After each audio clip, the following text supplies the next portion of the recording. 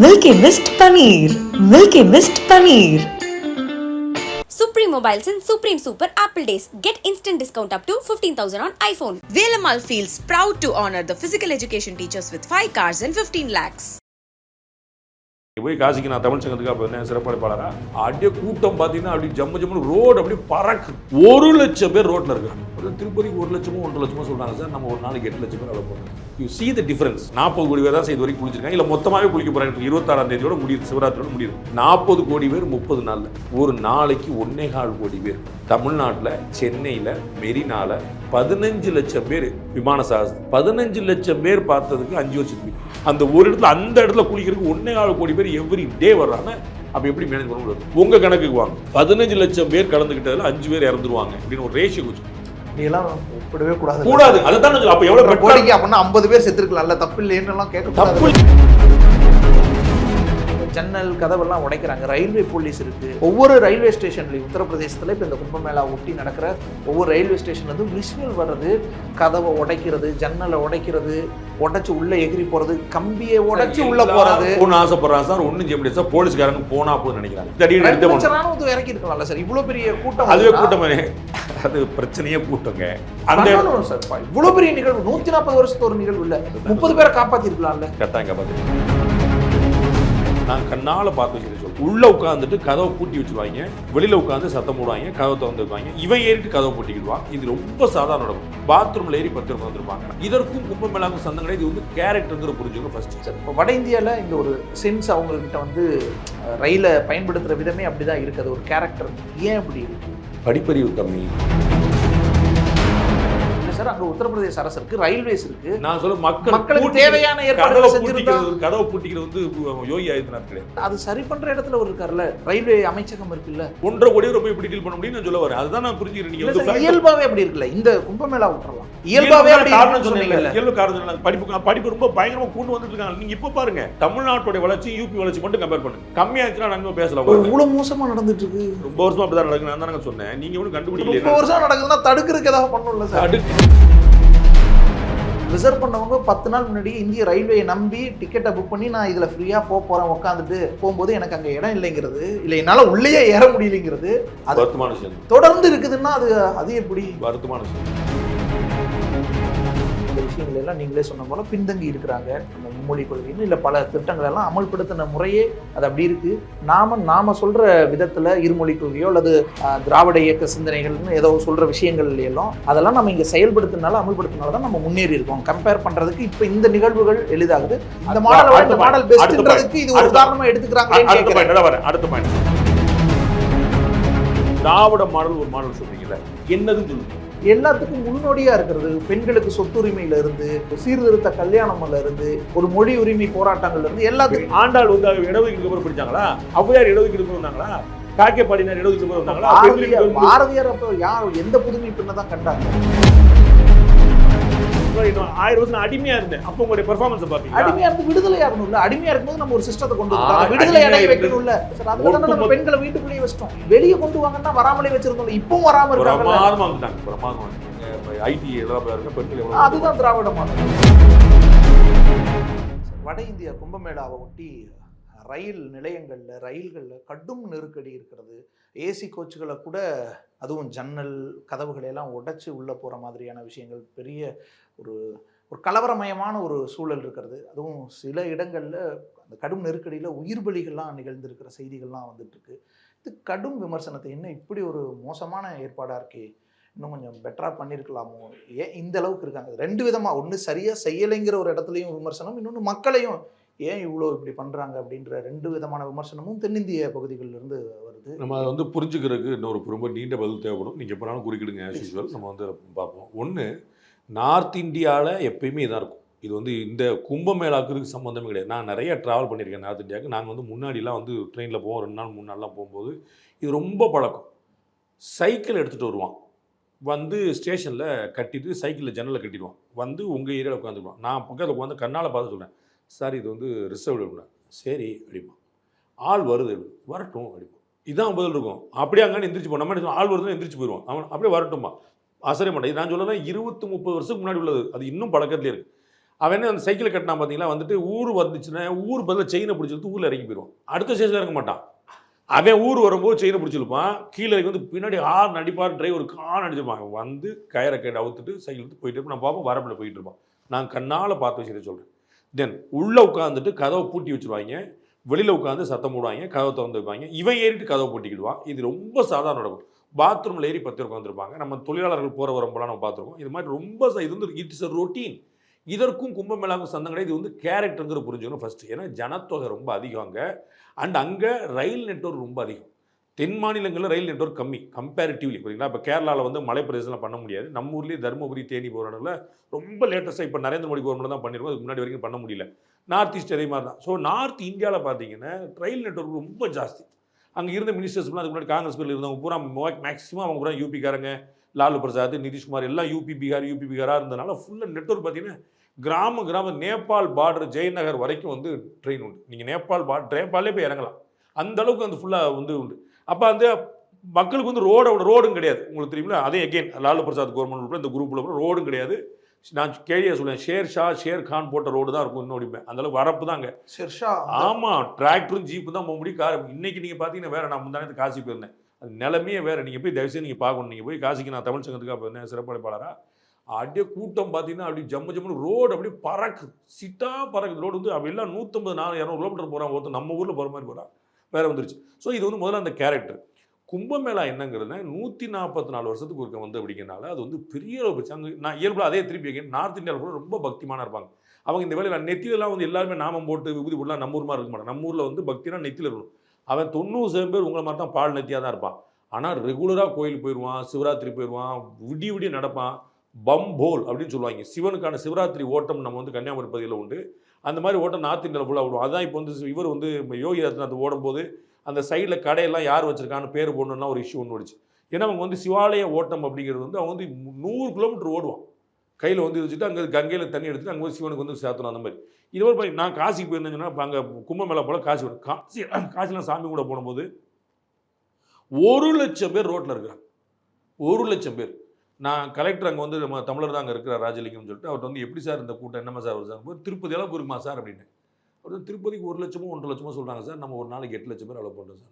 You see the difference. 1.5 லட்சம் பேர் வந்து திருப்பதியில், 8 லட்சம் பேர் வந்து காசியில். ஒரு நாளைக்கு 4 வாசல் சாமிக்கு 4 பக்கமும் அழிச்சிட்டு இருப்பாங்க. சரிங்களா? இந்த கூட்டம் வந்து ரொம்ப அதிகம். மக்கள் தொகை அதிகம், கூட்டம் அதிகம். ட்ரெயின் அவைலபிலிட்டி ரொம்ப அதிகம். விடிய 10 நிமிஷத்துக்கு ஒரு ட்ரெயின் வந்துருக்கும். ஏறி போயிட்டுமா அவனுடைய கேரக்டர் அவ்வளோதான். வசதி கும்பமேளா வசதியை பொறுத்தளவுக்கு பார்த்தோம். ஒரு 40 இவங்க அகிலேஷ் யாதவ் வந்து 60 கோடி பேர் இது வரைக்கும் குளிச்சிருக்காங்கன்றார். யோகி ஆதித்யநாத் 55 கோடி பேர் குளிச்சிருக்காங்கன்றார். அதோட கம்மியாக தான் சொல்கிறார். நான் 2 பேருமே போய் சொல்கிறாங்கன்னு வச்சுட்டு போன கும்பமேளாவுக்கு வந்து 43 கோடி பேர் வந்து கணக்கு சொல்லியிருந்தாங்க. நான் இந்த முறை அதே 40 கோடி பேர் தாங்கிற ஒரு மனத்துக்கு நான் வரேன். 40 கோடி பேர் தான் இது வரைக்கும் குளிச்சிருக்காங்க. இல்லை மொத்தமாகவே குளிக்க போகிறாங்க. 26ஆம் தேதியோட முடியுது, சிவராத்திரியோட முடியுது. 40 கோடி பேர் தான் குளிச்சிருக்காங்கன்னு மொத்தம் வச்சுங்க. 40 கோடி பேர் 30 நாளில். ஒரு நாளைக்கு 1.25 கோடி பேர். தமிழ்நாட்டில் சென்னையில் மெரினாவில் 15 லட்சம் பேர் அன்னைக்கு வந்து கூடினாங்க. நம்ம ஏர்போர்ட் இதுக்கு வந்து பார்த்தோம் விமான சாகசம் 15 லட்சம் பேர் பார்த்ததுக்கு 5 வருஷத்துக்கு போயிட்டு ஒன் டைம். ஒவ்வொரு நாளும் 1.25 கோடி பேர் ஒரு இடத்துல வந்து நிற்பான். நீங்கள் 1.25 கோடி தமிழ்நாடு முழுக்க இந்தியா முழுக்க கிடையாது. ஒரு இடத்துல பிரயாக்ராஜ்னு சொல்லக்கூடிய முன்னாடி அலகாபாத் இடத்துல அந்த ஒரு இடத்துல அந்த இடத்துல குளிக்கிறதுக்கு 1.25 கோடி பேர் எவ்ரி டே வர்றாங்க. அப்போ எப்படி மேனேஜ் பண்ண முடியாது? அது ஓவர் க்ரௌட். யாராலையும் பண்ணி ட்ரம்ப் வந்தாலும் மோடி தனியாக உட்காந்து நான் தான் அவங்க சிஎம் உட்கார புரிஞ்சு உட்கார்ந்தா கூட யாராலையும் முடியாது. அவ்வளோ க்ரௌட். அது கட்டுக்கடங்காத கூட்டங்கிற வார்த்தைக்கு ஒரிஜினல் அர்த்தம் அது. அதனால் வந்து நான் ஒரு இங்கே ஃபெசிலிட்டி பற்றி அடுத்து வருவோம். ஃபெசிலிட்டி வச்சு ரயில்வே மட்டும்தான் ஃபெசிலிட்டி பண்ணணுமா? அந்தந்த மாநில அரசுகள் பங்கு கிடையாது. தமிழ்நாட்டிலேருந்து பிரயாகராஜ் போகிறான். போகணும் மாட்டேனா? நீங்கள் போயிருக்காங்க. அவங்களுக்கு தமிழ்நாடு அரசு ஏதாவது பண்ணி கொடுத்துருக்காங்க. நமக்கு தானே லாபம். நான் தமிழ்நாடு அரசு ஒரு சிறப்பு ஏற்பாடு, தமிழ்நாடு சுற்றுலாத்துறை ஒரு சிறப்பு ஏற்பாடு. பிரயாகராஜுக்கு வந்து சிறப்புரை சென்னையிலேருந்து கிளம்பும் பண்ணியிருந்தேன். நான் தமிழ்நாடு அரசு புக் பண்ணிட்டோம், காசு வாங்கிட்டு எல்லாம் ஃபெசிலிட்டேட் பண்ணுறது தனியார் பண்ணுறாங்களா இல்லையா? நீங்கள் பார்த்தீங்களா சாய்பாபா கோயிலுக்கு போகிறது 7 நாள் வட மாநில பிரச்சாரம் போகிறாங்களா? தமிழ்நாட்டு மக்கள் டூரிசம் நிறுவனங்கள் கூட்டு போகிறாங்களா இல்லையா? அறுபடை வீடு கூட்டு போகிறாங்களா? அறநிலையத்துறை கூட்டு போதா இல்லையா? இப்போ அப்போ அறநிலையத்துறையாவோ சுற்றுலாத்துறையாவோ யாரோ ஒரு தேவைப்படும் தமிழ்நாட்டில் வாரத்துக்கு 2 ட்ரெயின் போயிருக்குன்னு நினைக்கிறீங்களா? போக நினைக்கிறீங்க? இங்கேருந்து பிரயாகராஜ் ட்ரெயின் மத்திய அரசுல அதான் எனக்கு கவனிக்கவே மாட்டேன்றீங்க. இப்படியே பழி போட்டு தான் நீங்க சென்ஸ் பண்ணிருக்கீங்க. ரயில்வே துறை மத்திய அரசோட தானே. ட்ரெயின் அவன் கொடுப்பாங்க, ஃபெசிலிட்டி நான் ட்ரெயினே வாடகை எடுத்து சொல்லிடுறேன். ஒரு ட்ரெயினே புக் பண்ண சிறப்பு ரயில் கேள்விப்பட்டது இல்லையா? T20 கிரிக்கெட் மேட்சுக்கு சிறப்பு ரயில் கேள்விப்பட்டது. எப்படி வரும்? Central government கொடுதா? BCCI கேட்கும் எனக்கு ஒரு ட்ரெயின் கொடு.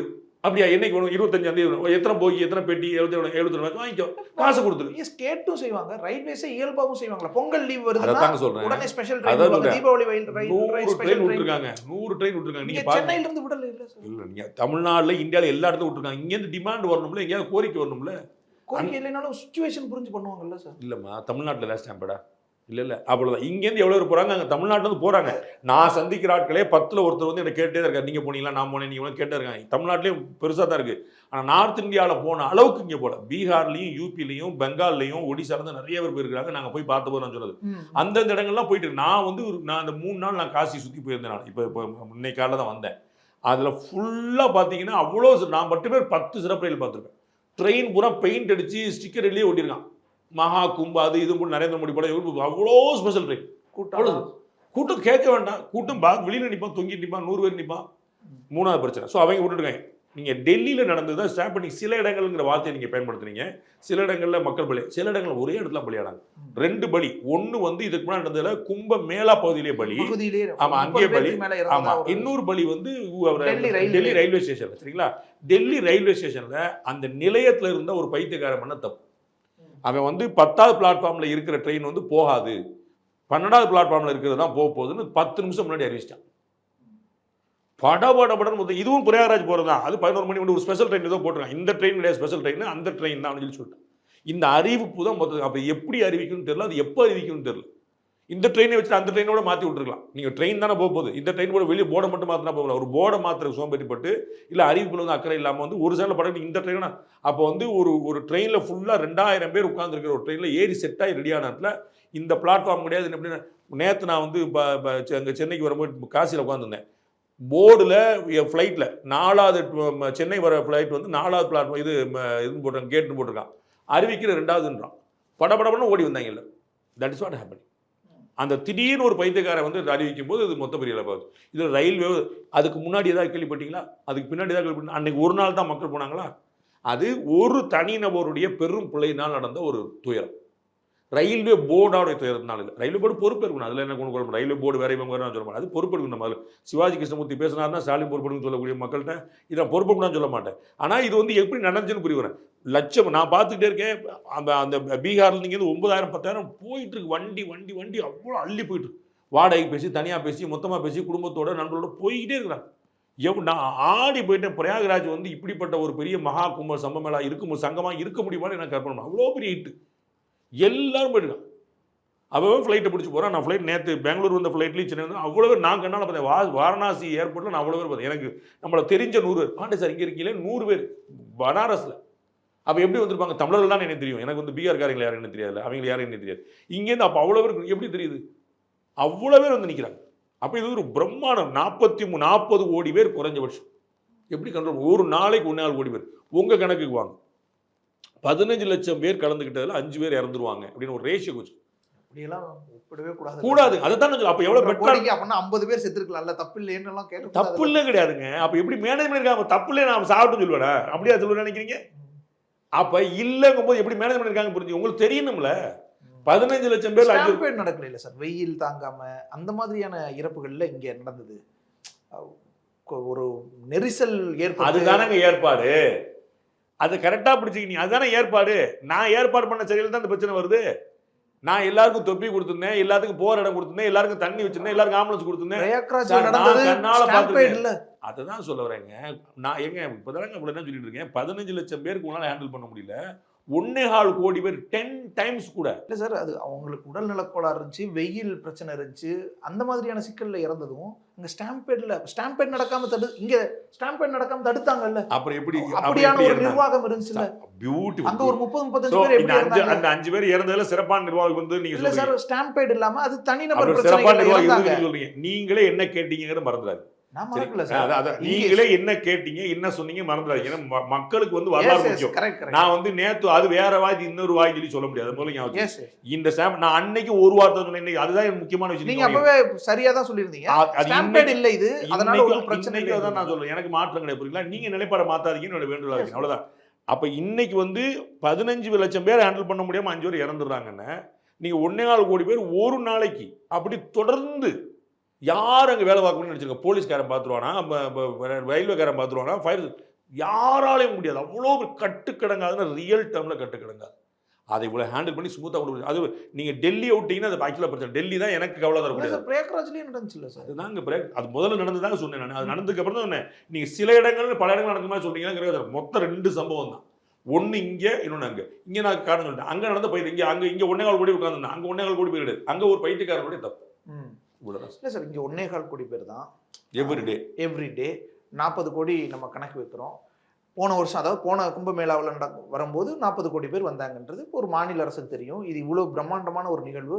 அதுவும் யோகி ஆதித்யநாத்துக்கு சொல்லவே தேவையில்லை, அவருக்கு நல்லாவே தெரியும். பிரம்மாண்டமான ஏற்பாடு பண்ணிருக்காங்க. அதற்கான ஏற்பாடு, பாதுகாப்பு ஏற்பாடு, இந்த ஸ்டாம்பேட் நடக்காம தடுக்கிறதுக்கான ஏற்பாடு. நான் வந்து பிரயாக்ராஜுக்கு 2 மணி நேரம் முன்னாடி வரைக்கும் நம்ம இப்போ போயிருக்கேன். பிரயாக்ராஜுக்கு உள்ள போல, அதுக்கு 2 மணி நேரம் தூரத்துக்கு முன்னாடி இருக்கு நான் ரோடு போயிருக்கேன். என்ன ஏற்பாடு நீங்க போய் பாருங்க டைவ்ஸ். என்ன ஏற்பாடு? அந்த பெரிய ஒரு இறப்பு ஏற்படாத ஸ்டாம்பேட் நடக்காம தடுக்கிறதுக்கான நடக்காம தான் தடுத்துருக்கணும். ஒரு பெரிய துன்பியல் சம்பவம். அதில் மாற்றுக்கிறது அது எந்த விதத்திலும் ஏற்க முடியாது. ஆனா ஏற்பாடு பிரமாதம். இன்னொருத்தரால பண்ண முடியாது, கற்பனையே பண்ண முடியாது.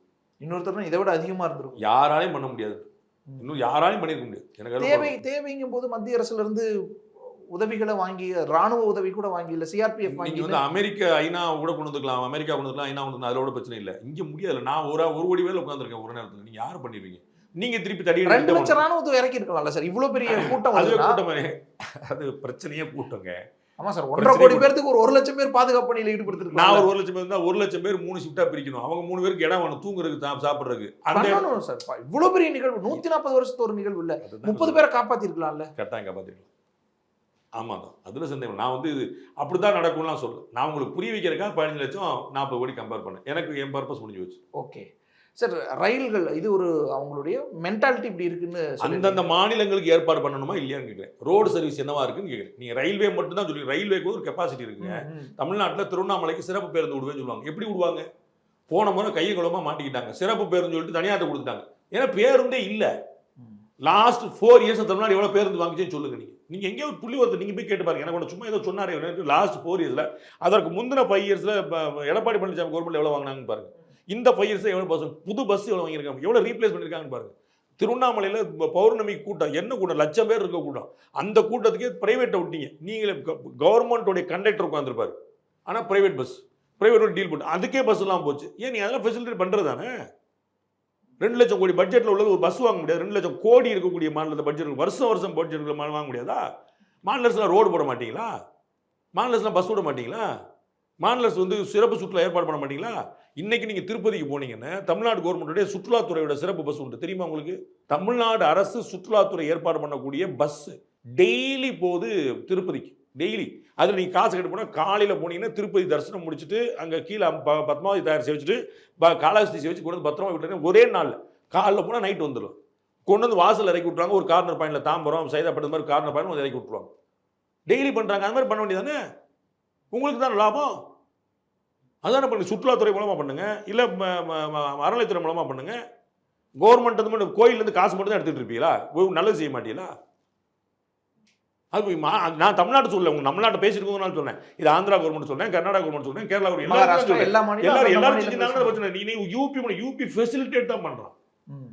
மற்றவெல்லாம் அப்ப அவங்களும் பண்ணலாம்லன்ற, எல்லாரும் தானே ஏற்பாடு பண்ணணும்ன்ற. இன்னும் இப்ப கடினமா உள்ள சார் உத்தரப்பிரதேச அரசுக்கு தமிழ்நாடு அரசு கொண்டு வர்ற பேருந்துகளுக்கும் ரயில்களுக்கும் இடம் பண்ணணும். அதுக்கு நீங்க சொன்ன திட்டமிடல் எளிமையாகும். புரியுதுங்களா? என்ன 2000 பேர் வர்றாங்க, நாளைக்கு காலையில் இறங்குறாங்க. அதுதான் நான் சொல்றேன். நீங்க கவர்மெண்ட்ல ஒத்துழைச்சு எவ்வளவு பியூட்டிஃபுல்லா பண்ணிருக்கீங்க. ஓகே சார், ஆனா உத்தரப்பிரதேசம் 24 கோடி பேர் இருக்காங்கல்ல, ஒரு 20 கோடி பேர் போனாங்கனாலும் அதைத்தாங்க சொல்றேன். 20 கோடி பேர் அங்க போயிட்டாங்க. திருப்பி என் ஊர்ல இருந்து ஒரு கோடி பேர் போறாங்கல்ல தமிழ்நாட்டுல இருந்து. அப்ப போகும்போது நான் சொல்லுவேன்ல, பாஸ் நாங்க சிறப்பு ட்ரெயின் விட்டுருக்கோம், நான் டெய்லி காலைல 2000 பேர் இறங்குவாங்க உங்க ஊர்ல, நீ ரெடி பண்ணி கொடுங்க சொல்லலாம்ல. கவர்மெண்ட் ஒன்று சார், நீங்கள் வந்து ஒரு கலெக்டர் மூலமாக ஒரு கோயிலுக்கு போகிறீங்க சார், அப்போ கோயிலில் உள்ள விடுவாங்களே சார், கலெக்டர் சொல்லியிருக்காருன்னு. அந்த மாதிரி தமிழ்நாடு கவர்மெண்ட் வந்து ஏற்பாடு பண்ணி சிஎம் சொல்லி போனாலும் டெய்லி 2000 சரின்னு சொல்லுவாங்க. ஆனால் திருப்பதியில் சொல்லுவாங்க, திருப்பதி எப்படி வருவோம் நீங்கள்? ஒரே நாள் காலையில் கிளம்பி காலை 5 மணி நீங்கள் கிளம்புனீங்கன்னா இங்கே நம்ம டெய்லி போயிட்டு இருக்கு, நீங்கள் கேட்டு பார்த்துங்க. சாமி 2 சாமி கும்பிட்டு 3 சாமி கும்பிட்டு வீட்டுக்கு வந்துடா சாயந்தரம் விட்டுறாங்க சாப்பாடோட சேர்த்து. எப்படி நடக்குது? அப்போ அங்கே சொல்லிடுவாங்களே, அவங்க தமிழ்நாடு டூரிசத்துக்கு டிக்கெட் கொடுத்துட்றாங்க. நீங்கள் சொன்னீங்களே ரயில்வேஸில் நம்ம கேட்டால் தானே கொடுப்பாங்க, அவங்க ஏற்பாடு பண்ணுவாங்க. அதே மாதிரி கோரிக்கை ஒரு வேளை இங்கே வந்துருந்தா தமிழ்நாடு அரசோ அறநிலையத்துறையோ சுற்றுலாத்துறையோ செஞ்சிருக்குமோ இன்னும் செய்ய வேண்டாம். தமிழ்நாட்டு அரசு செய்யலன்னு மக்கள் போக விட்டுருவாங்களான்னு லட்சம் பேர் போயிருக்காங்க தமிழ்நாடு.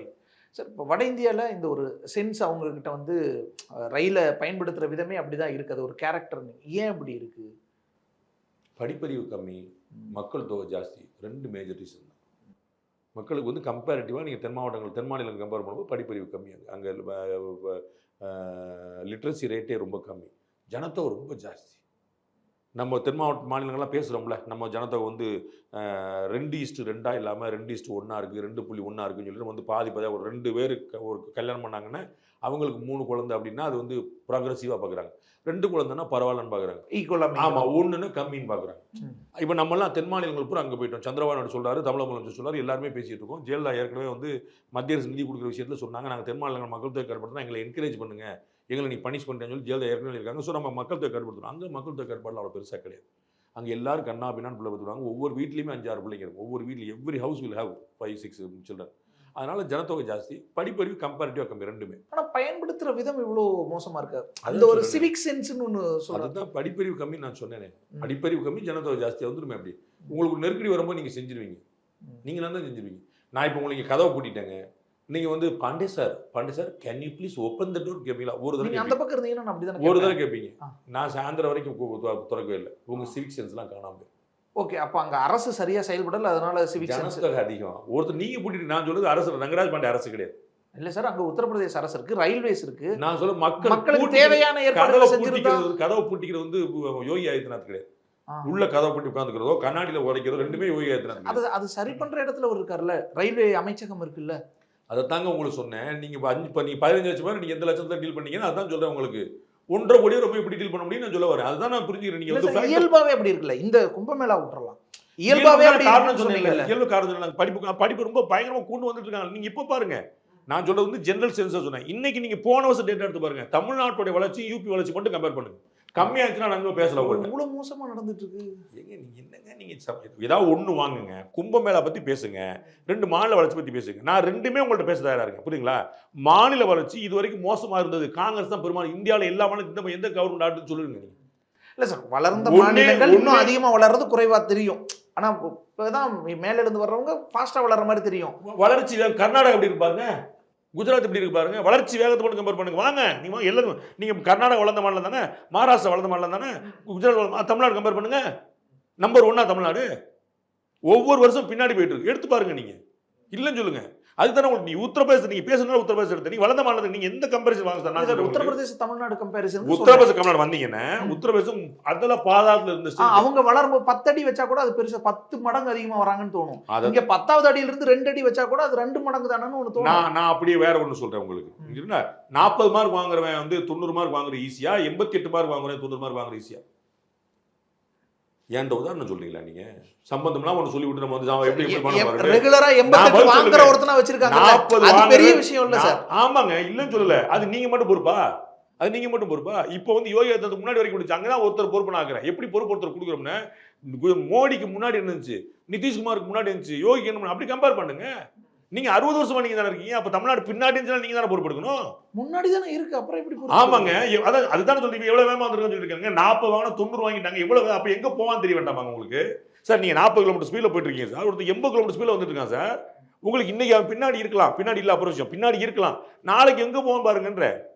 பக்கத்துல வரும்போது இன்னும் நம்மளும் வேகமா போய் சார் 0ல இருந்து 80 லட்சத்துல போனா போகாது. 40ல இருந்து 150க்கு போக முடியாதா? இந்த லட்சத்துல போனா நடக்காது. Right, okay sir. இப்போ ஜன்னல் கதவெல்லாம் உடைக்கிறாங்க, ரயில்வே போலீஸ் இருக்கு. இந்த இதை கட்டுப்படுத்தலாம்ல சார்? இதை சரி பண்றதுக்கான நடவடிக்கைகள் உடனே ஏற்படுத்தலாம்ல? ஓகே, ஆரம்பத்துல முதல் நாள் இப்படி வருது, இவ்வளவு கூட்டம் வருது, 30வது நாள் 20வது நாள்லயும் அதே தொடருதுன்னா, இன்னமும் நீடிக்குதுன்னா அது ஏன் அதை கண்டுக்காம விடுறாங்களா இல்ல என்ன நடக்குது? நீங்க சம்பவம் 4 நடக்குது. முறை தடுக்கிறதுக்கு ஏதாவது ஒண்ணு அரசு தரப்புல பண்ணணும். சார் சம்பவமே 2 தான் சார் நடந்திருக்கு. இறப்பு சம்பவம் டெய்லி கேட்கல. ஒவ்வொரு ரயில்வே ஸ்டேஷன்லயும் உத்தரப்பிரதேசத்துல இப்ப இந்த கும்பமேளா ஒட்டி நடக்கிற ஒவ்வொரு ரயில்வே ஸ்டேஷன்ல இருந்து விஷுவல் வர்றது, கதவை உடைக்கிறது, ஜன்னலை உடைக்கிறது, உடைச்சு உள்ள எகிரி போறது, கம்பியை உடைச்சு உள்ள போறது. போன ஆசைப்படுறாங்க சார். ஒண்ணும் செய்ய முடியாது சார். போலீஸ்காரங்க போனா போதும் நினைக்கிறாங்க. போனா போதும் நினைக்கிறேன். போனா போட்டு அந்த கூட்டம் எப்படி போயிருக்கும்? கும்பமேளாக்கு போனா போட்டோம்ல. கும்பமேளாக்கு போனா சரி. சரியான மக்களுக்கு ஏற்கனவே ரிசர்வ் பண்ணி பாதுகாப்பா அவங்க போறதுக்கான ஏற்பாடு செய்யணும்ல. அவங்க அவ்வளவு ட்ரெயின் கிடையாதுங்க. எங்க உங்களுக்கு ஒரே மேட்டர் திரும்ப ஏங்க இல்ல சார், இப்ப நீங்க ரிசர்வ் பண்ணிட்டீங்க. கொஞ்சம் ஹோம்வொர்க் பண்ணிட்டு வாங்க. நீங்க சார் 18 ட்ரெயின் விட்டுருக்காங்க. இப்போ வந்து 22 ட்ரெயின் ஆயிருக்கு அப்படின்னு கேளு. ஏதாவது ஒரு கம் வித் சம் இல்ல, நீங்க ஒரு ட்ரெயின்ல நீங்க ஒரு டிக்கெட் புக் பண்ணிட்டீங்க. ஏசி 3 டயர்லயோ 2 டயர்லயோ அங்க உங்களால உட்கார முடியலங்கிறது உங்களுக்கு இழைக்கப்படுற அநீதி இல்ல. அதை தடுக்கிறதுக்கு ஏன் எதுவுமே பண்ண மாட்டாங்கன்னு கேக்குறேன். ஆமான்ற நான் நீ சொல்லி இல்ல, நான் தானே அந்த பாயிண்ட் சொன்னேன். ரொம்ப வருஷமா அப்படிதான் நடக்குது. நான் தானே சொன்னேன். நீங்க ஒன்னும் கண்டுபிடிக்கல. ரொம்ப வருஷம் நடக்குதுன்னா தடுக்கிறதுக்கு ஏதாவது பண்ணணும்ல சார். தடுக்கிறதுக்கு கூட்டத்தை சமாளிக்க முடியாது. கட்டுக்கடங்காத கூட்டம்னா என்ன? கட்டுக்கடங்காத அப்படின்னு அந்த அர்த்தம் பாருங்க என்னன்னு பாருங்க. அதெல்லாம் அன்கண்ட்ரோலபிள், யாராலையும் முடியும். ரொம்ப வருஷமா இருக்கு. ஒரு பிளான் மாத்தி ஏதாவது ஒண்ணு பண்ணி, ஏன்னா நான் ரிசர்வ் பண்ணவங்களுக்கு பாதுகாப்பு கொடுக்கணும்ல. எல்லாருமே அவங்களுடைய உரிமையை அவங்களோட உரிமையை நிலைநாட்டணும்ல. ரிசர்வ் பண்ணாதவங்களுக்கும் சேர்த்து. Correct sir. ரிசர்வ் பண்ணாதவங்களுக்கு நீங்க வந்து சிறப்பு ஏற்பாடுகளை செய்யுங்க, அன்ரிசர்வ் கம்பார்ட்மெண்ட்ஸ் அதிகப்படுத்துங்க, கொண்டு போய் சேருங்க. ரிசர்வ் பண்ணவங்க 10 நாள் முன்னாடி இந்திய ரயில்வேயை நம்பி டிக்கெட்டை புக் பண்ணி நான் இதுல ஃப்ரீயா போறேன் உட்காந்துட்டு இந்த திட்டமிடலோட போகும்போது எனக்கு அங்க இடம் இல்லைங்கிறது, இல்லை என்னால உள்ளேயே ஏற முடியலைங்கிறது அது வருத்தமான விஷயம் தான். தொடர்ந்து இருக்குதுன்னா அது எப்படி வருத்தமான விஷயம். நான் ஏற்கிறேன், நான் மறுக்கல. அதை சரி பண்றதுக்கு ஏதாவது வாய்ப்பு இருக்கா சார்? இனிமேல் முடிஞ்சு வச்சு 26ஆம் தேதி இல்ல சார், ரெகுலரா நடக்குது. ஃபியூச்சர்ல பார்க்கணும். ரெகுலராலாம் கிடையாது. ரெகுலராக எங்கேயோ போயிடுச்சு. அதில் முன்னாடி நான் வந்து ட்ரெயின்லங்க 12 மணி நேரம் 14 மணி நேரம் டிலேவாக போயிருக்கேன் நான்லாம். இப்போ 1 நிமிஷம் டிலே கிடையாது. எல்லாம் 2 நிமிஷம் அட்வான்ஸில் போயிட்டு 1 நிமிஷம் டிலே கிடையாது. அதெல்லாம் ட்ரெயின் டிலே இருக்கு சார். இல்லை, 2 வாரத்துக்கு முன்னாடி ஊருக்கு போகும்போது டிலே தான் வந்துச்சு ட்ரெயின். எங்க போனீங்க? வட இந்தியாவிலேருந்து ஈரோடு வழியா அப்படியே போற ட்ரெயின். சரிங்க. 5-6 மணி நேரம் லேட்டாக தான் வந்துச்சு. டெஸ்டினேஷன் ரீச் பண்ணும்போது பாருங்க. நீங்க எப்போ ரீச் பண்ணீங்க சொல்லுங்க. 5 மணி நேரம் லேட்டா ரீச் பண்ணீங்களா? காலைல 5 மணிக்கு போக வேண்டிய ட்ரெயின் 10 மணிக்கு வந்துச்சு. ஊருக்கு போய் சேர்ந்துச்சு. 5 மணி நேரம் டிலேவா? நைட் 11 மணிக்கு வர ட்ரெயின் காலைல 5 மணிக்கு வந்துச்சு. ரொம்ப அதிசயமா இருக்கு. எனக்கு என்னைக்கு சொல்லுங்க, நான் வந்து ஒரு பப்ளிக்ல ஒரு ட்வீட் போட்டு விடுங்க, நம்ம பார்ப்போம். நான் வந்து ஒரு நீங்க ட்வீட் நிறைய போடுவீங்க. பிஎன்ஆர் நம்பர் கூட இருக்கு சார். போடுங்க. நான் வந்து ஒரு ரீசெண்டா பார்த்தேன். என்னோட நண்பர் ஒருத்தர் வந்து ட்ரெயின்ல டிராவல் பண்ணார். நீங்க ட்ரெயின் டிராவல் பண்ணானே அவர் வந்து அந்த கீழே துணியெல்லாம் அந்த மாதிரி வட மாநில இருந்து வந்த ஒரு ட்ரெயின் இங்கே தமிழ்நாட்டுக்குள்ள போகுது. துணியெல்லாம் எவ்வளோ மோசமா இருக்கு பாருங்கன்னு சொல்லிட்டு க்ளீன் பண்ணாமல் வச்சிருக்காங்கன்னு எனக்கு ஃபோட்டோ எடுத்து அனுப்புனாங்க. நான் சொன்னேன் அவர்கிட்ட, நீ எனக்கு ஃபோட்டோ அனுப்பாது அப்படியே ட்வீட் போட்டு ரயில்வே மினிஸ்டர் கூப்பிடு, என்னையை கூப்பிடுற அங்கே கூப்பிடு. யூ ஓன் பிலி அவர் செஞ்சார். ஓகே செஞ்சாரு. ரயில்வே மினிஸ்டர் உடனே அதுக்கு வந்து அதே ட்வீட்டுக்கு பப்ளிக்ல ரிப்ளை பண்ணாங்க. ரொம்ப சாரி ஃபார் இன்கன்வீனியன்ஸ், இந்த மாதிரி நடந்துருச்சு, ரொம்ப வருத்தப்படுறோம். நீங்கள் உங்களுடைய பிஎன்ஆர் நம்பரும் எங்கே போறீங்கன்னு எனக்கு டைரக்ட் மெசேஜ் பண்ணி டிஎம் பண்ணுங்க. எனக்கு டைரக்ட் மெசேஜ், ஏன்னா பப்ளிக்ல போட்டால் வேற பாதுகாப்பு டைரக்ட் பண்ணுங்க. டைரக்டாக போட்டு வந்து அடுத்த செகண்ட் வந்து க்ளீன் பண்ணி கொடுத்து திரும்பி போட்டு எடுத்துட்டு போனாங்க. இது நடந்திருக்கு. அப்ப நீ கம்ப்ளைண்ட் பண்ணா நீ சொல்ல போறாங்க தெரியாத இப்படி ஒன்றும் பண்ண முடியாதுல்ல சார். சரிங்க, டிலே ஒன்றும் பண்ணணும். க்ளீன் பண்றதுனா உடனே பண்ணி டிலேவே பண்ணணும். 5 தாராளம் நம்ம உரிமை. 5 மணி நேரம் லேட்டா போனா என்னங்கிறது கேட்கணும். 10 பேர் பரிச்சை எழுத முடியாம போயிருப்பான், 10 பேர் கல்யாணம் முகூர்த்தம் முடிஞ்சிருக்கும், ஏதோ ஒரு பிளான் பண்ணிருப்பாங்க. அதெல்லாம் தப்பு தான். டிலே வர்றதுக்கு உங்களுக்கு ரைட்ஸ் கிடையாது. அது சந்தேகம். நான் கண்ணால பாக்குறேன், என்னுடைய அனுபவத்தை நான் சொல்றேன். பயங்கரமா பெட்டரா கற்பனை பண்ண முடியாத பெட்டரா. முன்னாடி என்ன இருந்துச்சு நான் பார்த்துருக்கேன். கரப்பாம்பூச்சியும் பெருச்சாலி சாதாரண ஓடும் ட்ரெயின். இன்னைக்கெல்லாம் அந்த பிசினஸே கிடையாது. 2 மணிக்கு வந்து எழுப்பி சார் ஸ்டேஷன் வச்சு சொல்றாங்க. பயங்கரமா பண்ணாங்க. ரொம்ப டிபியூட்டில பண்ணிட்டு இருக்காங்க. இன்னொரு வாதம் வருது, ரயில் வந்து வந்தே பாரத் மாதிரியான அல்லது இன்னும் நவீன ட்ரெயின்கள்லாம் விடுறாங்க, சிறப்பு ட்ரெயின்கள்லாம் விடுறாங்க, அன்ரிசர்வ் கோச்சை வந்து குறைச்சிடுறாங்க அல்லது இல்லாத ட்ரெயின்களாக விடுறாங்க. இது வந்து மற்ற ட்ரெயின்கள் வந்து வளர்க்குறோம், ரிசர்வ் பண்ணி போகிறவங்க அந்த கூட்டத்துக்கு ஏற்ப ஒவ்வொரு புது ரூட்டில் விடுறோம், எல்லாம் ஓகே. அதில் அன்ரிசர்வ் கம்பார்ட்மெண்ட்டில் போகிற பயணிகளுடைய நலனை கருத்தில் இவங்க கொள்றதில்லை, அல்லது அந்த வேகத்துக்கு இவங்களும் அதே பாப்புலேஷன் அளவுக்கு அதிகரிக்கிறாங்கன்ற வேகத்தை கருத்தில் கொள்றதில்லை. அது இந்த மாதிரியான சிக்கலை உருவாக்குதுன்னு ஒரு வாதம் வைக்கிறாங்க. ஒரு 4 ட்ரெயின் போகிறத நிறுத்திட்டு 2 வந்தே பாரத் கொண்டு வந்தாங்கன்னு அந்த சண்டைக்கு போகணும். அடிஷனலா ஒன்று கொடுக்கும்போது 2 வந்தே பாரத் கொடுக்குறாங்க. அதான் நான் சொல்றேன். இது வந்து ஒரு ஸ்பெஷல் ட்ரெயின் நீங்க விட்டா அதுல நீங்க இன்னொன்னு கேட்க முடியாது. இப்ப ஓடிட்டு கூடிய ராஜதானி நின்றுச்சு, ஓடிட்டு கொல்லன் எக்ஸ்பிரஸ் நின்றுச்சு, வைகை நின்றுச்சு, பாண்டியன் நின்றுச்சு. ஏன் பெட்டி எங்கன்னு கேட்டீங்கன்னா ரொம்ப சரி. நான் பாண்டியன் ஏற்கனவே போயிட்டு இருக்கு, நான் இன்னொரு கேரக்டரோட இன்னொரு ட்ரெயின் விடுறேன். அது ஸ்பெஷல் ட்ரெயின். 12 ஆகுது இல்லங்க, பாண்டியன் பத்தி நான் பேசல, நான் சொல்ல அடிஷனல் ட்ரெயின்ஸ் பத்தி பேசுறேன். அடிஷனல் ட்ரெயினே ஸ்பெஷல் ட்ரெயின். அந்த ட்ரெயினே வந்தே பாரத்னு போட்டு நான் ஸ்டாப்னு போட்டு இப்போ நீங்க வந்து பாண்டியன் எக்ஸ்பிரஸ் வந்து சென்னையில இருந்து மதுரை போகுது சரிங்களா. இதே சென்னையிலேருந்து மதுரைக்கு வந்தே பாரத் போகுது. ம். சரிங்களா? பாண்டியன் நிக்கிற எல்லா இடத்துலையும் வந்தே பாரத் நிக்குதா நீங்க கேட்கணும். இல்ல குறிப்பிட்ட என்னப்பா station நீங்க அந்த ஊர்ல புறக்கணிக்கிறீங்க இல்லையா? தான். அந்த ஊர்ல அவமானப்படுத்துறீங்க நீங்க, அப்படிதானே? அப்படிதான் கேக்குறாங்க சார். அப்ப அந்த ஊர் போறவங்களுக்கு என்ன அந்த ஊருக்கு பாண்டியன் ஏற்கனவே இருக்குன்னு அர்த்தம். இது வந்து பாண்டியன்ல 1000 நேச்சரே. பேர் போறாங்க. இது இப்ப 2000 பேர் ஆயிட்டாங்க. ஆமா. கூட என்ன ட்ரெயின் நீங்க பஸ் விட்டுறீங்க, எதுக்கு ட்ரெயின் போறேன் உங்க ஊர்ல? இல்ல சார், பஸ் விடுறாங்க விடல, ட்ரெயின் விடணும் இல்ல. ட்ரெயின் பாப்புலேஷன் 2000 பேர் வராங்க. ஆமாங்க. 1000 பஸ் பேர் போன இடத்துக்கு நம்ம ஒரு ட்ரெயின் விட்டுட்டோம். இப்ப 2000 பேர் ஆயிட்டாங்க. அப்ப இன்னொரு ட்ரெயின் விடணும் இல்ல. ஆம்னி பாண்டியன் பஸ், two ஏதாவது விடணும் ஆம்னி இல்ல. பஸ்ல என்ன கேட்பீங்க? கவர்மெண்ட் பஸ்ல 350 ரூபா தான். ஆம்னி பஸ்ல இருக்கு 3000 அவங்க கேட்பீங்களா மாட்டீங்களா? சண்டை போடுவீங்களா மாட்டீங்களா? கேட்கணும் சார். அதையும் வரைமுறைப்படுத்துன்னு வருஷம் வருஷம் கேட்டுட்டு தானே இருக்காங்க. அடுத்த வருஷம் கேளுங்க. ஒவ்வொரு தீபாவளிக்கு முன்னாடியே அடுத்த வருஷம் போக்குவரத்து துறை அமைச்சர் விளக்கம் கொடுக்குறாருல்ல. அடுத்த வருஷம் கேளுங்க, அடுத்த வருஷம் விளக்கம் கொடுப்பாரு. நடக்க போறது நல்லா புரிஞ்சுக்குங்க. அரசு பேருந்து நிறுத்தப்பட்டா சண்டை போடணும். நல்லா புரிஞ்சுக்குங்க. அரசு ரயில் ஏற்கனவே போயிட்டு ட்ரெயின் நிறுத்தப்பட்டா சண்டை போடணும். Yes, sir. நான் கூடுதலா ஒரு ட்ரெயின் விடுறேன், ஒரு கூடுதலா ஸ்பெஷல் ட்ரெயின் விடுறதுல விடுறேன். நீங்க ஏன் ஒரு செக்டாரை கவனிக்கிறீங்க? இன்னொரு உங்களுக்கு கூடுதலா விடுற மாதிரி அவங்களுக்கு நான் கூடுதலா விடுறேன்னா இன்னும் அதைத்தான் சூப்பரா நான் சொல்ல வரேன். இன்னொரு இடத்துல வந்து ஏன் நிப்பாட்டலாங்கன்னு கேளுங்கன்றேன் நான். ம். நீங்க 2 ட்ரெயின் வந்து இந்த ட்ரெயின் பாண்டியன் வந்து எல்லா ஊர்லயும் நிக்குது, ம். வந்தே பாரத் ஏன் எல்லா ஊர்லயும் நிக்கல? அதான் இந்த ட்ரெயினே வந்து வேகமா போறதுக்கான இந்த ட்ரெயினே வந்து special train for this purpose. அந்த ட்ரெயின் அப்படியே இருக்கட்டும், சூப்பர். கூடுதலா இந்த ட்ரெயின் இந்த ட்ரெயின்ல போற பாப்புலேஷன் அதிகரிக்கிறதுக்கு ஏத்த மாதிரி இன்னும் கூடுதலா ட்ரெயின் இதுக்கும் விடணும்ல. ரிசர்வ் பண்ணி ஏசி கோச்ல போறவங்களுக்கு ஒரு ட்ரெயின் ஸ்பெஷலா விடுறீங்கல்ல. இந்த ஆள் வந்து அங்க போயிட்டாங்க, அன்ரிசர்வ்ல போறவங்களுக்கு ஸ்பெஷலா ஒரு 2 ட்ரெயின் விட்டா இந்த ஆள் என்ன? அங்க போயிட்டான், அந்த ஆள் அங்க யூஸ் பண்ணிக்கலாம்ல சார். இந்த இடம் காலி ஆகுதுல சார். அவன் வந்து ஸ்பெஷல் ட்ரெயின் கூட டிக்கெட் கொடுத்து போக போறான். ம். வந்தே பாரத் டிக்கெட்டும் ரெகுலர் ட்ரெயின் வந்து ஒரே அமௌண்ட் கிடையாது. இங்க கூட கொடுத்து போக போறான். அன்ரிசர்வ் போறவங்க அதே காசு தான். அவங்க அவங்க வந்து எப்படி இங்க உள்ள போக போறது அவங்களுக்கு இல்ல சார், அவங்களுக்கு பாண்டியன் கிளிக் ஃப்ரீயா இருக்கும்ல. பாண்டியன் ஆட்கள் கூட இங்க போயிருச்சுன்னு. பாண்டியன் அன்ரிசர்வ்ல போற பீப்புள் அதே ஆட்கள் தானே. அவங்களுக்கு ஸ்பெஷலா வரல, அந்த காசுக்கு போகணும்னு தான் உங்களுக்கு நினைப்பாங்க. தெரியாதுன்னு நினைக்கிறேன். ட்ரெயின் வேகன்சி இருந்துச்சுன்னா அப்கிரேட் பண்ணக்கூடிய சிஸ்டம் நம்மகிட்ட இருக்கு. அதான் எஸ்எல் பிக்கு மாறும், ஆமா. அதெல்லாம் இருக்கும் B, சார். A க்கு அன்ரிசர்வ்டு அந்த கம்பார்ட்மெண்ட்டை விட்டு வேற எங்கேயா போனா விட மாட்டாங்க இல்ல. வேற எங்கெல்லாம் அன்ரிசர்வ் அங்க போய் பஸ் விடுங்கன்ற நான். நம்ம மாநில மக்களுக்கு இன்னொன்னு அன்ரிசர்வ்டே 2 கோச் இருந்த இடம் இப்போ ஒரு கோச் ஆகுது. முன்னாடி எங்கேயா குறைச்சிருக்கான்னு காட்டு. நீங்க அன்ரிசர்வ் ஒரு குறைச்சிருக்கான்னு காட்டு. நீங்க காட்டுங்க, நான் உங்க கூட வந்து சண்டை போடுறேன். உங்க ட்வீட்டை வந்து நான் ரீட்வீட் பண்ணி என் தம்பி கேட்டதுக்கு பதில் சொல்லுங்கன்னு நான் போறேன். அன்ரிசர்வ் குறைச்சிருக்காங்க நீங்க காட்டு. குறைக்கல. நீங்க சொல்லுங்க. அதே அளவிற்கு நீங்க கூடுதலா சொல்லணும்ல. நீங்க சும்மா அப்ப குறைக்கல அந்த பேச்சு பேசாதீங்க. பாண்டியன்ல 8 கோச் இருந்துச்சு சார் அன்ரிசர்வ். இப்ப 3 தான் போகுது என்ன சொல்லுங்க. உங்க இந்திய கூட்டணியில் இருக்கக்கூடிய லாலு பிரசாத் தான் போயிட்டு இருக்கக்கூடிய ரிசர்வேஷனையே தற்கால மாட்டி இருந்த ரிசர்வேஷன்ல 60% தற்கால மாத்தினார். அதுக்கப்புறம் அதுல 40% பிரீமியம் தற்கால. ஒரே ட்ரெயினுக்கு ஒரே தூரத்துக்கு வந்து பிரீமியம் போட்டு காசை வந்து பயங்கரமா கொள்ளிச்சு. அது அன்னைக்கு நீங்க ராஜேந்திரன் போட்டு ஐஐடியில பேச வச்சீங்க. ஒரு ட்ரெயினுக்கு அதே டிக்கெட்டை கூட்டினாரா? தற்காலம் போட்டு புக்கார 5 நிமிஷத்துல எப்படி வந்து ஃபுல் ஆயிருது? எல்லாமே எப்படி ஃபுல் ஆகும்? தற்காலம் எல்லாத்தையும் கொடுத்துட்டீங்க. பண்ண தப்பு சரி பண்ணலாம்ல சார். அடுத்து 15 ஏன் எப்படி பண்ணுவாங்க? எப்படி பண்ணுவாங்க? சரி எப்படி பண்ணுவாங்க? டிஎம்கே 1000 ரூபாய் கொடுக்குதுங்கிறது அண்ணாமலை 2000 ரூபாய் கொடுக்குறேன். அப்படிதான் பண்ணுவாங்க.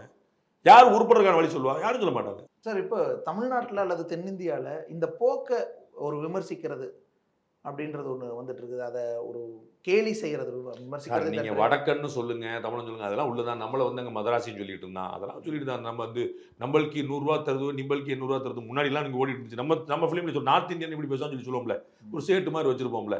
அதெல்லாம் நம்ம கேள்வி பண்ணோம்ல அவங்கள. அவங்க நம்மள கேள்வி பண்ண அதெல்லாம் ஒன்றும் பிரச்சனை கிடையாது. அதெல்லாம் வந்து கேலியை நீங்க கேலியா எடுத்துக்கணும். அதுக்கு மேல நீங்க பெருசா இல்ல, அது ஒரு இனத்வேஷம். நீங்க வந்து அந்த மாதிரி இனத்வேஷம் வந்து அண்ணன் ஆராசா பேச்சுல இருக்கு. எங்க வருதுன்னா வடக்கந்து வர்றவன் பூரா வந்து இங்க வந்து டாய்லெட் கழுவுறான், கட்டடம் கட்டிட்டு இருக்கான் அப்படின்னு சொல்லிட்டு அந்த வேலையை இழிவுபடுத்துறீங்க, அவங்க இழிவுபடுத்துறீங்க. நம்ம ஊர்ல 4 பேருக்கு முன்னாடி டாய்லெட் கழுவி இருந்தாங்க, என்ன செய்ய போறீங்க? அப்ப அந்த வேலை இழிவுன்னு நீங்க சொல்றீங்க. நம்ம ஊர்ல கட்டட தொழிலாளி இன்னைக்கு இருக்கிறாங்க, அப்ப அந்த வேலை இழிவுன்னு நீங்க சொல்றீங்க. அவன் வந்து கட்டட தொழிலாளியா தானே இருக்கான். ஹிந்தி கத்துக்கிட்டு கட்டட தொழிலாளி தானே இருக்கான் தானே. அப்படி அண்ணன் துரைமுருகன் சொல்றாரு, என்னைய கோவணம் கட்டிட்டு ஏர் உலர்னு சொல்றியா அப்படின்னு. அப்ப ஏர் உலர்றதை நீங்க என்னவா பாத்திருக்கீங்க? புரியுதா உங்களுக்கு? என்னை பிச்சை எடுக்கணும்னு சொல்றியாங்கிற மாதிரி நீ பாத்துறீங்க. என்னை ஏர் உலர் சொல்றியா அப்படின்றீங்க. ஏர் உலர் உங்களுக்கு அவமானமா? நீ கட்டட தொழிலாளியா உட்காந்துருக்க, கட்டட தொழில் அவமானமா? இல்ல, அது அவமானம் இல்ல. ஆனா நீங்க அதுக்குள்ளே என்ன ஏன் சுருக்குறீங்கன்ற ஒரு வாதம் இல்லங்க. அதுவா இல்ல. நீங்க பாருங்க, என்ன வளரணும், ஒரு நிமிஷம் இன்ஜினியர் ஆகணும் அப்படின்னு ஹிந்தி படிக்க சொல்றீங்க. நீங்க ஒரு இல்லையே, நிமிஷம் நீங்களே இங்க ஒரு வந்து நிமிஷம் இருங்க. உங்களை வந்து யாரா என்ன பண்றீங்க கேட்டா, ஆங்கரா தான் சார் இருக்கேன்னு சொல்லுவீங்களா? ஒரு வார்த்தை மட்டும் சொல்லுங்க. ஆமா இல்ல, ஆங்கரா தான் சார் இருக்கேன்னு சொல்லுவீங்களா? ஆங்கரா இருக்கேன்னு சொல்லுவீங்க. தான் ஏன் போட்டீங்கன்றேன். அதான் சார். அதான் அந்த தான் போட்டது மூலமா நீங்க இழிவுபடுத்துறீங்க. ஹிந்தி படிச்ச பூரா கட்டடம் தானே கட்டிட்டு இருக்கா. ஹிந்தி படிச்சா நீங்க பெரிய பெரிய வேலைக்கு போலாம், மற்ற வேலைக்கு போலாம், இன்ஜினியர் ஆகலாம், டாக்டர் ஆகலாம்னு சொல்லும்போது, இல்ல நீங்க வந்து இங்க கட்டடம் தானே ஹிந்தி படிச்சவங்க வராங்கன்னு கேக்குற ஒரு ஹிந்தி டோன் படிச்சா தான். டாக்டர் ஆகணும்னு சொன்ன ஒருத்தரை காட்டு. இல்ல சார், வேலை வாய்ப்பு ஏன்ட்ட சொல்லுங்க நீங்க உங்க வாயத்துல போட்டு ஏன்ட்ட கூடாது. ஹிந்தி படிச்சா இன்ஜினியர் ஆளான்னு சொன்ன ஒரு வட இந்திய தலைவர், ஹிந்தி படிச்சா டாக்டர் ஆளான்னு சொன்ன ஒரு வட இந்திய தலைவர், ஒருத்தரை சொல்லுங்க. நீங்க ஒரே ஒருத்தர் சொல்லுங்க. வேற என்ன 10 வேலை சமஸ்கிருதம் படிச்சா டாக்டர் ஆகலாம்னு ஒரு நிலைமை இருந்துச்சு. அதுல இருந்து இப்படி புரிஞ்சுக்கிறாங்க. யார் சொன்னா? அப்படி ஒரு நிலைமை இருந்துச்சு முன்னாடி. எங்க 100 வருஷத்துக்கு முன்னாடி. எப்ப இருந்துச்சு? தமிழ்நாட்டிலே இருந்துச்சு ஒரு 100 வருஷத்துக்கு. யார் சொன்னா சமஸ்கிருதம் படிச்சா? யார் சொன்னா? ஆயுர்வேதம் படிக்கணும் சமஸ்கிருதம் படிச்சே ஆகணும். சித்தா படிக்கணும் தமிழ் படிச்சே ஆகணும். பீகார்ல இருக்கக்கூடிய ஒரு மருத்துவர் சித்த மருத்துவம் படிக்கணும் தமிழ் படிச்சே ஆகணும். இது இழிவு கிடையாது. அந்த தமிழ்ல தான் சித்த மருத்துவம். ஒரு நிமிஷம் எங்க எப்ப சொல்லு. சமஸ்கிருதத்துக்கும் எம்பிபிஎஸ் என்ன சம்பந்தம்? எப்பயா ஒண்ணு சொல்லுங்க. இல்ல சார், அப்படி ஒரு நிலைமை இருந்துச்சு. எங்க இருந்துச்சு? யார் சொன்னா? எங்க அட்மிஷன் போட்டாங்களா? சமஸ்கிருதம் படிச்சவங்க தான் டாக்டர் அட்மிஷன் இருந்துச்சா? வாய்க்கு வந்தாலும் சொல்லிட்டு போவாதீங்க என்கிட்டலாம். எங்க இருந்துச்சு? குவாலிஃபிகேஷன் இருந்துச்சா? சமஸ்கிருதம் படிச்சாதான் நீங்க எம்பிபிஎஸ் படி இருந்துச்சா? அப்படி நிலைமை இருந்துச்சுன்னு அர்த்தம். நீங்க சொல்லுங்க. ஆராசாவே சொல்லியிருக்காரு சார். அதனால சொல்றேன். என்ன ஆராசா சொன்னாருன்னா அவரு கல்வெட்டு ஆய்வாளரா? அந்த அடிப்படையில இருந்து ஒருவேளை அவர் இப்படி சொல்றாரோ. பிராமணர்கள்ங்கிறத சொல்றதுக்கு மாத்தி 10 வார்த்தை சொல்லுவாங்க. இந்த மாமின்னு சொன்னார்ல அண்ணன் வேல்முருகன், மாமிக்கு கோவம் வருது, தயிர் சாதம் சாப்பிட்ற உனக்கே வச்சுன்னா எங்களுக்கு இப்படி எல்லாம் சொல்லல. அதெல்லாம் இழிவுபடுத்துறது கிடையாதுல்ல. அந்த ஒரு ஜாதியை உங்களுக்கு இழிவுபடுத்துறாங்க நீங்க சொல்லிட்டு இருப்பீங்க. சமஸ்கிருதம் எந்த இயர் பேசிட்டு இருக்காங்க? வீட்டுல போற தமிழ் பேசுறாங்க. நீங்க எல்லாம் வீட்டுல என்ன பேசுறீங்க? ஒவ்வொரு அமைச்சர் பெருமக்கள் என்ன பேசுறாங்கன்னு சொல்லி கேட்பான் யாராவது? எந்த ஐயர் தமிழ்நாட்டில் தமிழர் வேற ஒன்று பேசுறான்? எந்த ஐயர் பேசுறான்? தமிழ்நாட்டில் ஒரு ஐயர், தமிழ்நாட்டில் வீட்டுக்குள்ள எந்த வீட்டுல தமிழர் வேற பேசுறான்னு சொல்லுங்க. ஒரு ஐயர். சும்மா உங்களுக்கு ஜாதி தோசம் இருக்குன்னு சொல்லிட்டு நீங்க சொல்லிட்டு இருக்கீங்க. கண்ட நாய் பையெல்லாம் இப்ப பிஏ டிகிரி வாங்கி சொன்னது யாருங்க? அண்ணன் ஆர்எஸ் பாரதி வள்ளூர் கோட்டை நடந்த ஆர்ப்பாட்டத்தில் சொன்னார். கண்ட நாய் பையெல்லாம் பிஏ டிகிரி போட்டு போகுது. யார் சொல்றாரு சொல்லுங்க சார். சொல்லுங்க சார். சீமான் குறிப்பிட்ட போல நமக்கும் கீழோர் அப்படின்னு பெரியார் குறிப்பிட்டார். பார்ப்பனர்கள், வந்தேரிகள், கிறிஸ்தவர்கள், முஸ்லீம்கள், துலுக்கர்கள் இவங்கெல்லாம் எதிரிகள் விட்டுருங்க சார், பரவாயில்ல. நமக்கும் கீழோர்னு சொன்னீங்களே யார? என்ன சார் நீங்க எல்லாம் துவேஷம் பத்தி பேசிட்டு இருக்கீங்க? முஸ்லீம்களுக்கு உங்களுக்கு பிடிக்காது, பெரியாருக்கு ரைட்டு. கிறிஸ்தவர்கள் பிடிக்காது, பெரியாருக்கு ஓகே ரைட்டு. பிராமணர்களுக்கு பிடிக்காது, ரைட்டு ஓகே. நமக்கும் கீழோர் யார்? அது நம்மிலும் கீழோர்கிற வார்த்தை யார சொல்லு? சொல்லலன்னு சொல்லுங்க. என்ன சார் நீங்களாம் தேசம் கண்ட நாய் பையெல்லாம் பிஏடி வச்சுருங்க யாரு சொல்லுது? நாங்க போட்ட பிச்சை, திராவிட இயக்கம் போட்ட பிச்சைன்னு யார சொன்னீங்க? என்ன சார் நீங்க சொல்லிட்டு இருக்கீங்க? துவேஷம் பூரா யார் சார் பரப்பிட்டு இருக்காரு நாட்டில்? ஸோ அதன் தொடர்ச்சியாக தான் இப்போ இதையும் பார்க்கணும். கேலி பண்றதை கண்டுக்க கூடாது. அண்ணன் ஆராசா எம்பி, மக்கள் பிரதிநிதி, இந்திய பாராளுமன்ற உறுப்பினர். உங்களுக்கு புரியுங்களா? அதனால அவர் இந்திய தன்மையோடு பேசும். இவ்வளவுதான் நான் சொல்லுவேன். நான் ஒரு பரிதாபங்களை கேள்வி பண்றாங்க, ஒரு சினிமாவில் கேள்வி பண்றாங்கன்னு அதை நான் சண்டைக்கு போடுறேன். அது ஜாலி பண்ண ஒரு வார்த்தை 2 3 எக்ஸ்ட்ரா பண்ணாலும் ஃபன்னுங்கிறது நம்ம ஃபன்னா எடுத்துக்கணும். எல்லாத்தையும் நீங்க சீரியஸ் எடுத்து சண்டை போடும். வடக்கண்கள் அப்படி போறான், ஆனா ஹே ஜானா ஹே, அதெல்லாம் ஒன்றும் தப்பு கிடையாது. நரேந்திர மோடி பேசும்போதெல்லாம் பேசுறதா காட்டி சொல்லுங்க, பாய் ஹே மே ஹே நோ ஹே எஸ் ஹே எடுப்பாங்க. அந்த ஹே ஹே மட்டும் சொல்லு, ஒண்ணுமே தப்பு கிடையாது. தந்தி டிவியில நான் இருக்கும்போது இதே மாதிரி பேசிடும்.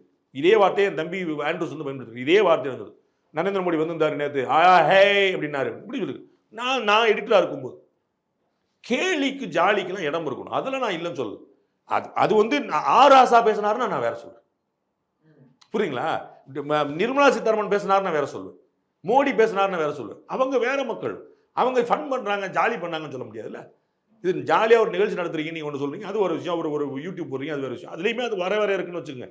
நீங்கள் எதாவது குறிப்பிட்டீங்களா எனக்கு தெரியல, நான் அதெல்லாம் பார்க்கல, அதை பார்க்கறது இல்லை. நான் ஒரு ஜாலி பண்ணால் நீங்கள் பெருசாக எடுத்துக்கூடாது, அதை எடுத்துக்கக்கூடாது.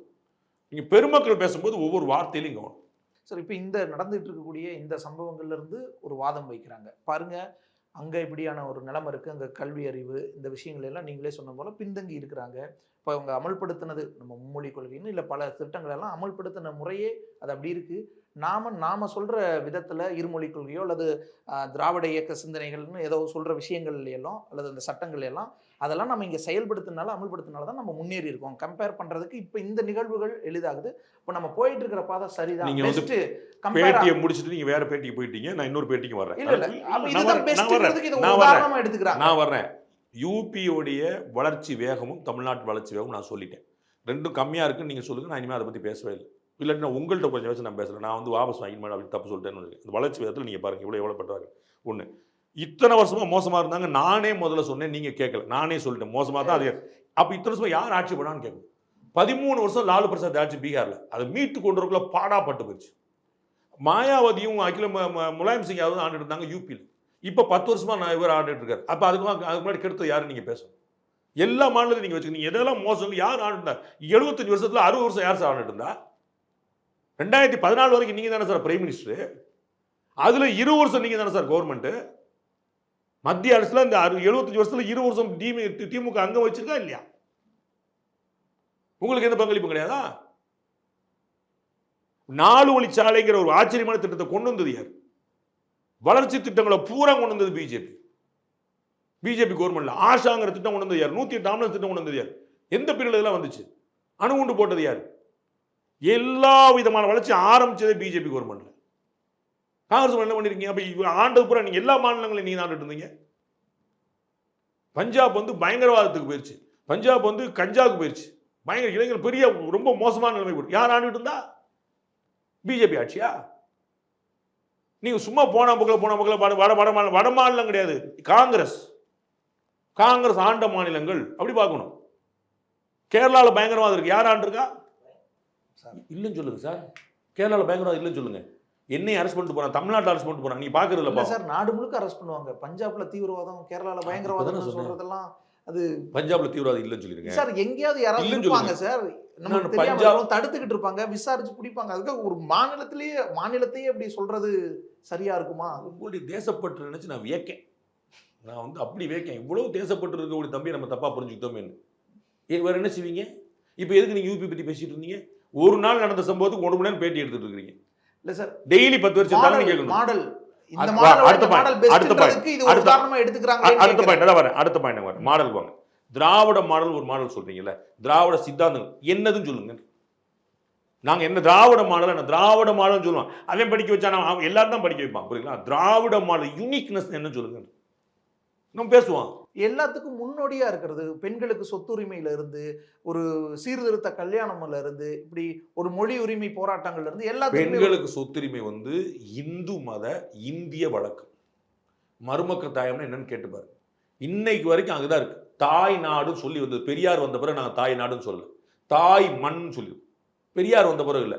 கங்கை, காவிரி, தாமிரபரணின்னு எல்லாத்துக்கும், யமுனைன்னு எல்லாருக்கும் பெண் பெயர், ஆண் பெயர் வச்ச ஒரு நதியே கிடையாது.